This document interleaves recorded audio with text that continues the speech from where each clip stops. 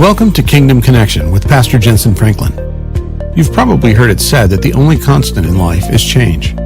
Sometimes change is small and easily manageable, moving to a different office, a new neighborhood. But there are other seasons when the change is slow and life-changing.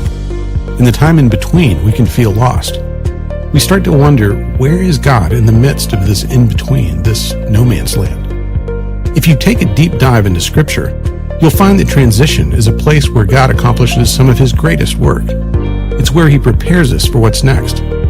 Let's join Pastor Franklin as he helps us see transitions from God's perspective. Joshua chapter 5, I want to begin reading with verse 12. Then the manna ceased on the day after they had eaten the produce of the land, and the children of Israel no longer had manna, but they ate the food of the land of Canaan that year. And it came to pass when Joshua was by Jericho that he lifted up his eyes and looked, and behold, a man opposite him with a sword drawn in his hand. And Joshua went to him and said to him, "Are you here for us or our adversaries?" And he said, "No, but as commander of the army of the Lord, I have now come." And Joshua fell on his face to the earth and worshiped, and said to him, what does my Lord say to his servant? Then the commander of the Lord's army said to Joshua, "Take your sandals off your foot, for the place where you stand is holy." And Joshua did so. And now one more little phrase in chapter 6 of verse 1. Now Jericho. It didn't start out talking about, but the now means there's some timing connected here. After you've been through what you just heard in the previous chapter, now Jericho. Now it's time to move and cross over into the promised land. I want to talk to you today about what to do when you're in a transitional place. I really felt like, as I tried my best to get the heart of God for this congregation, the people that are watching, those of you online, those of you by television, I believe that there are millions of people perhaps who are hearing me today who are in transitional places. And you've got to understand that when you're in a transitional place, it means that God is going to move you from where you are into what He has for you. But in that transitional place, it can become very, very frustrating, because when you're at the same level for a long time, we weren't built. I believe we weren't built to be at the same level all the time. I believe something in us yearns for more. Something in us yearns to go from faith unto faith, from glory unto glory. I know as this church has grown, when we would hit a certain level, I would get, and it seems like we would be there for a while, and I would get this uneasiness, this restlessness that would almost drive me out of my comfort zone, I guess, that we've got to break through and we've got to grow and we've got to reach more people. And I believe that frustration is from God, that when you've been at the same level of whatever it is that you're experiencing in God and you can't seem to get further in what He's called you to do, you're in a transitional place. The word of the Lord came, if you read it in this chapter, it came to Joshua and he said, "You and this people will cross over this Jordan to a land that I will show you." There's a place of crossing over, a separation from the wilderness, a separation from the dry spell, a separation from the struggle of just getting by, just having enough, just going through the same wilderness experience. That's not God's best, and that's not God's plan for your life. The wilderness has a purpose to teach you to trust God, but He has a place of crossing over for your life. And notice that it took a Joshua. It took a power relationship. Without a power relationship, Israel could not get to their promised land without a relationship with Joshua. Joshua is a beautiful type and picture of Jesus. And there's no way that you're going to get into what God has for you without going through Jesus. Inside of you, there are things that cannot be unlocked till you get around the right folks. And Joshua could take them where Moses could not. Moses represented the law. And the reason that God didn't let him take them into the promised land, I've heard people say because he struck the rock, and I understand that that was a part of it, but really he made it into the promised land because he ended up talking to Jesus on the Mount of Transfiguration. But the reason he didn't let Moses lead them into the promised land is because he wanted us to understand the law can't get you there. It's going to require Joshua, Jesus, to take you into the promises. You can't earn it. You can't deserve it. It comes only through Jesus Christ, through his blood, through his cross, through his resurrection, through his name. You enter in to the promises. Give me a big amen right there. And so it matters whether or not you get power relationships in your life. First of all with Jesus, but then with leadership that God puts in your life. If they had not connected with Joshua, then they would have never entered in. There's a difference, folks, between showing up at church and joining up with the vision of the house. Join up with powerful people. Join up with anointed people. Join up with people who have a touch of God and a dream and a vision. And if you don't have a dream, get around somebody who's dreaming. And God has a way of using them to spark something in you that will cause you to come out of the mediocrity that you've been in and begin to walk into the promises God has for you. The scripture said, and God began to magnify Joshua in the eyes of the people. Now listen to me very carefully. When a new move of God begins to happen, you either ignore it or you make friends with it. Notice that when God is taking you somewhere and transitioning you, you'll see this in the Old Testament. God constantly, 3 times, changed the diet of the people. The children of Israel had 3 specific diets in the Old Testament. In Egypt, it says over and over and over, they ate leeks and garlic and onions. I'm going to call that the food of bondage. When you're in bondage, you eat certain things that everybody around you can tell what you've been eating. It's not hard to tell what some people have been eating because their attitude stinks. What comes out of their mouth stinks. And we can tell what you're consuming in your diet. If you're consuming offense, if you're consuming bitterness, if you're consuming unbelief, if you're consuming doubt and fear and worry and depression, it always comes out in a stinking attitude and in words that come out of your mouth. If you're ever going to get out of bondage, you've got to start eating something you've never eaten before. The Bible puts it this way: do not be conformed to this world, but be transformed by the renewing of your mind. Instead of taking in a diet of things that gives you a stinking attitude, you have to begin to take in the Word of God, listen to it, worship with it, feed on it, listen to CDs, listen to preachers. Get the Word in you, because God is bringing you out of bondage, out of and off of the food of bondage, and He's saying, I want you to move in to a new place. And the scripture said that He changed their diet. And then they get into the wilderness and they had the second diet. Guess what it was? It was called manna. And the word manna in Hebrew means, what is it? What is it? For 40 years, they ate the bread of uncertainty. What is it?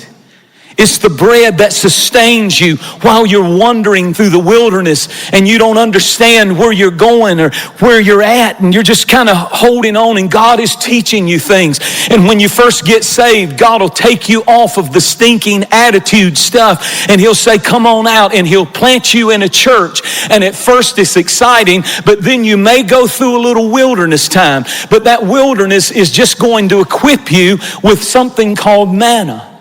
You don't know quite what you've gotten into, but church is a what is it to you?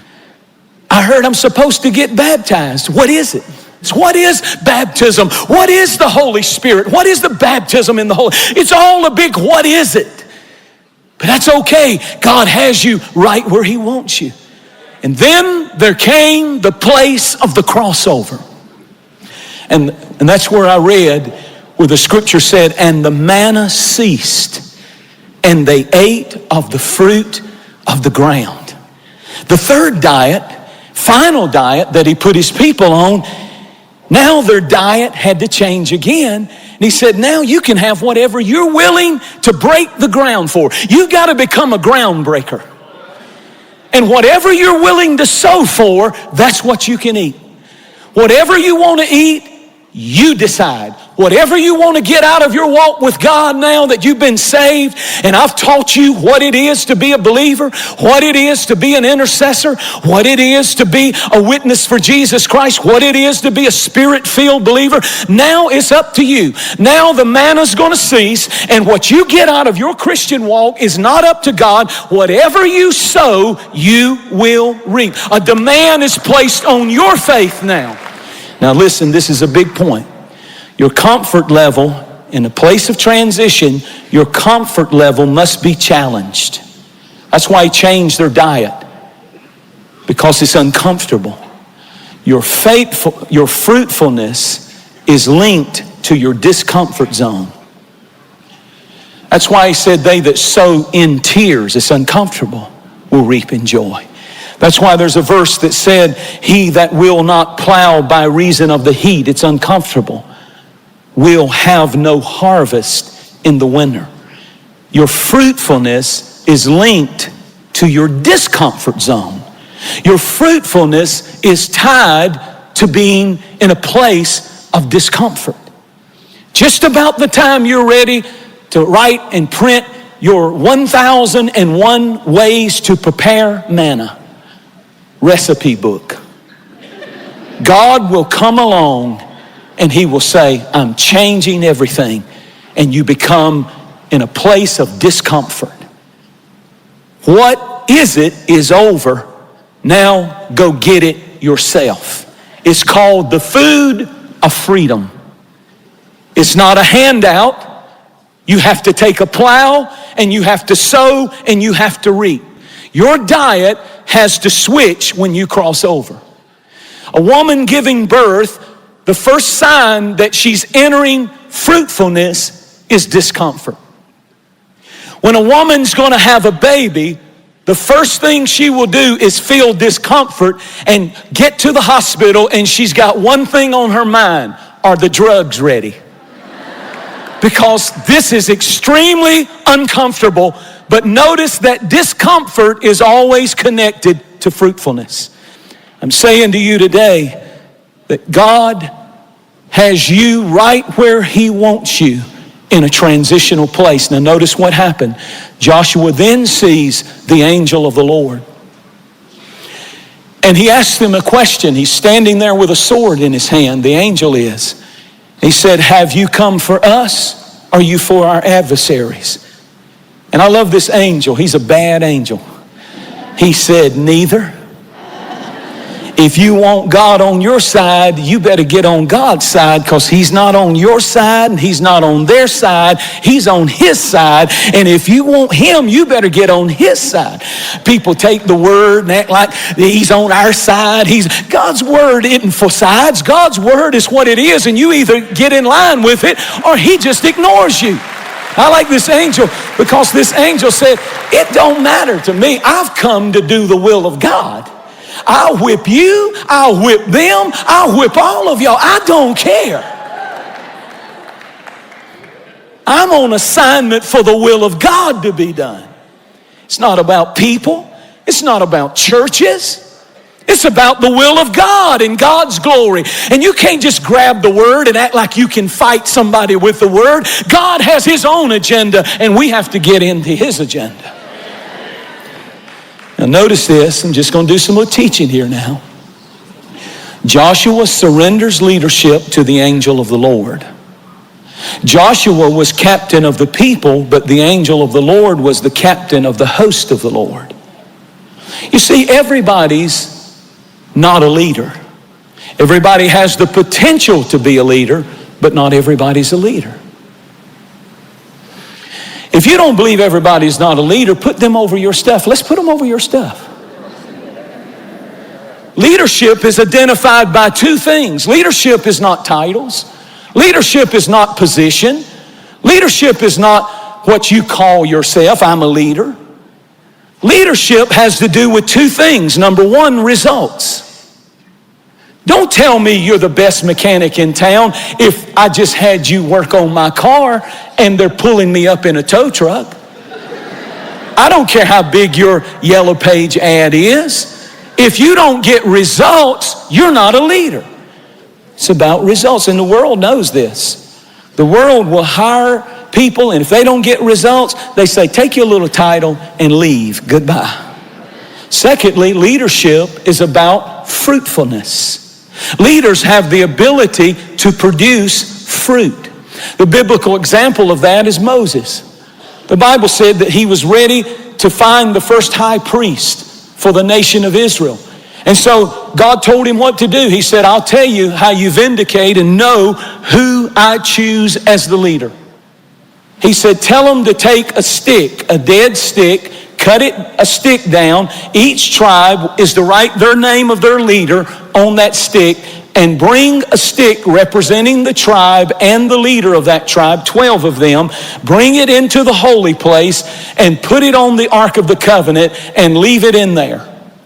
And the stick that was dead and comes back to life is the way that you will know the one that I choose is the stick that was dead will begin to produce fruit. And that is the one that you are to follow. That is the one that you are to go to with your sins. That is the one you are to go to get the blessing. And the Bible said they all brought dead sticks, all 12 of the tribes. And there was one that Aaron had, and he laid it down. They came back. All the sticks were dead, but one of the sticks came alive, and it was budding, and it was fruitful. It was Aaron's rod, the scripture said, and God said, the one that's fruitful, that's the leader you are to follow. That's the leader you are to follow. That's what God did when he did the same thing when he wanted somebody to lead the world to salvation. Every religion said, our founder is the right one. Islam said Muhammad is the right one. Buddhism said Buddha's the one. Confucius is the one. All the religions of the world, our leader is the one. God says, fine, let's kill them all. Jesus, he claims to be the one. Let's kill them all. Kill them all and lay them in the tomb. And the one that's dead like a stick and comes back alive again, fruitful, he's the first fruits of them which sleep. Well, I got news for you. Muhammad stayed like a dead stick and Buddha stayed like a dead stick. But on the third day, he's alive again. His name is Jesus. There's no other name, there's no other way to life, and there's no other one who can lead you into the promised land. He's our fruitful leader. Will you give Jesus a big praise? The mighty name of Jesus. Glory. Glory. I'm almost done. Hallelujah. And what got me about this story is the scripture said, when the angel said, who's on the Lord's side? Joshua said, I'm with you. And then I love this part. Joshua fell on his face and worshiped. He fell on his face. He's at a transitional place that he has longed to be, and his people have longed to be for 40 long years. He's there, but I love the fact that before you get to Joshua 6:1, where it says, now Jericho, right before it, a man in a place of transition fell on his face, and the angel said, take off your shoes. The Message Bible said, take off your shoes and stay a while.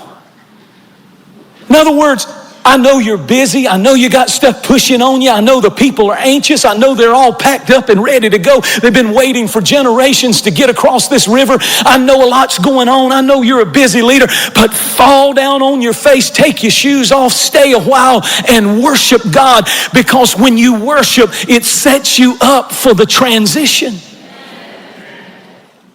Leaders ought to be worshipers. You've got time to worship no matter what's pushing on you. Worship is not wasting time. God says, I want people who claim to be my leaders to spend time with me, worshiping me. Take your shoes off. Stay a while. Another thing about taking your shoes off is, have you ever walked around barefoot? You feel everything. Your feet are sensitive. He said, take your shoes off. Where I'm taking you, I'm going to need you to be sensitive. I'm going to need you to really be in tune and leaning on me. Where I'm taking you, you've never been before. And I need you to be worshipful. I need you to be in a spirit of dependency, leaning on me, worshiping me, looking to me as your source, not man. And I conclude with this point. Your Bible said, now Jericho was straightly shut up. Walls of resistance. They heard they were coming. Have you ever seen in the movies, when back in the old days, when they had the cities, when they hear the enemies coming, the drawbridge starts. So that's what it means. It was straightly shut up. Nobody was going in. Nobody was coming out. Watch this. Walls of resistance. The Lord had somebody inside where they were trying to go. God had somebody for Joshua that was where he was trying to get to already. And here's the thing that the Lord told me to tell you. There's somebody that's going to help you get into your promised land. And here's the catch. It was Rahab, and she was a prostitute. If you think that he's only got to use your people and your kind of folks and everybody that you think like you and act like you and agree with everything, that's not how God takes you into the promised land. He will use whoever he wants to use when he wants to use them. And if you're sensitive, if you can hear him, if you're worshiping, you're humble enough to say, I know you're not a prophet, you're a prostitute, but God said, come to your house. And she was the one that helped them get into the promised land. The Lord said to tell you that there is someone coming in your future that you are going to have to connect with. They are a power relationship. And they may not even be saved. Stand up on your feet, no one moving, no one walking around, just real still and real quiet for just a moment. I want you to take 30 seconds all over this room, at all of our campuses, in the overflow, wherever you are. Lift your hands up high. And I want you to do what Joshua did. As busy as he was, as pressing as things were on him, he took time to worship. Throw your hands up. Turn the volume up on your voice box. Get a praise phrase in your lips. Open your mouth. And if you're in a place of transition, begin to worship Jesus. He's the good shepherd. He leads you into green pastures beside the still waters. Goodness and mercy are following you. And you need to worship. You need to take your shoes off a little while. You need to say, God, I'm just going to settle right here. And I'm going to give you the glory that the steps of a righteous man are ordered of the Lord. I've been frustrated. I've been at a place of transition, but I know you're taking me in. I know you're leading me in. I know you're taking me, God, where I've never been before. And the walls of resistance are coming down. The walls of resistance are coming down in Jesus' mighty name. And in the name of Jesus, I speak power relationships. The most unlikely people. You're going to sit at the table in the room with the most unlikely people. You're going to pinch yourself and say, am I really here? How did this happen? And you're going to know that as you spent time in worship, he opens doors no man can shut. When he announces favor on your life, nobody's curse can stop the blessing. Kingdom Connection is a soul-winning ministry that is reaching the world through broadcasting, expanding into new church campuses, and global acts of compassion. By using the technology of today to fulfill the Great Commission, we are able to connect with countless people and reach hundreds of thousands of lives. Our broadcast connects with people like you all around the world with messages that speak to them. Our ministry exists to help build a connection for strengthening your faith and living out your God-given purpose.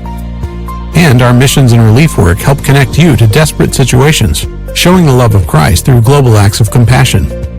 We feel the time is right and God is leading us to grow, and that only happens when you partner with us through Connection Partnership.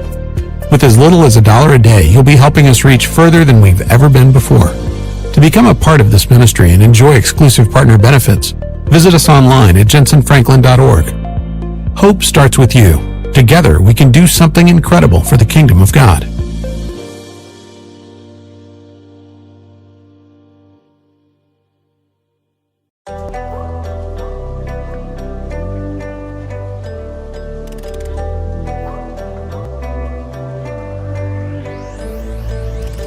I walk around the streets, everybody smiling.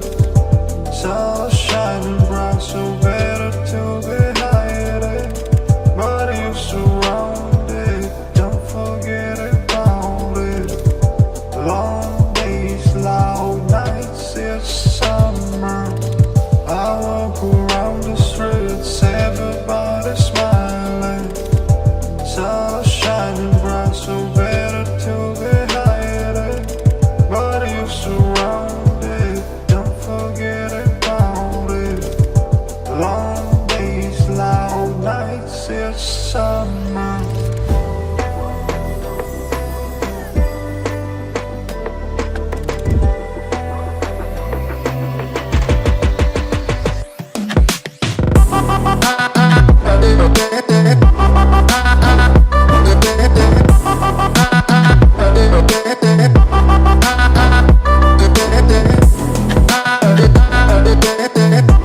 Quên đi bao câu hứa mình còn cho nhau, quên đi bao nỗi đau mình dành. Ngày xưa em đã vội quên đi những lời hứa ngày nào, vì dòng nước mắt em đã vội rơi, anh không thể mãi anh như đêm vào điên rồi, anh như say đôi mắt môi, anh như chỉ còn muốn em bên cạnh như ở phố xa rồi, anh chỉ muốn em cạnh đấy thôi, không muốn em ở bên đời, chỉ muốn em anh bên người.